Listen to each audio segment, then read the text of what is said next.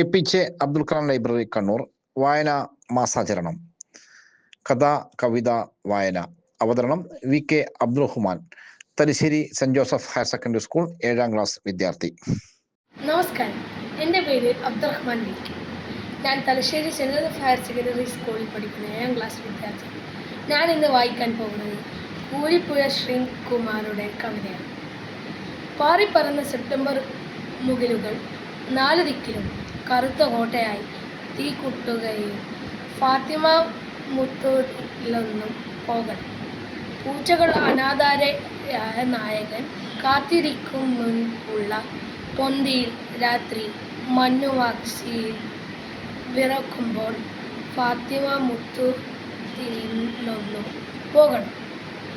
വേനലിൻ്റെ മുഷിട്ടയിൽ കയ്യുന്നുള്ള പാനശീലവും ത്രിജകാട്ടുമല്ല വേരണ വീഴുമ്പോൾ ഫാത്തിമ മുത്തിലൊന്ന് പോകണം.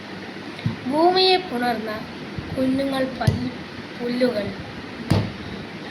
പൂവണിഞ്ഞും തേനറിഞ്ഞും നിൽക്കുമ്പോൾ പ്രാണനിൽ മുഖം പതിപ്പിച്ച വേവവുമായി ഭാഗത്തിരുന്ന് പോകണം.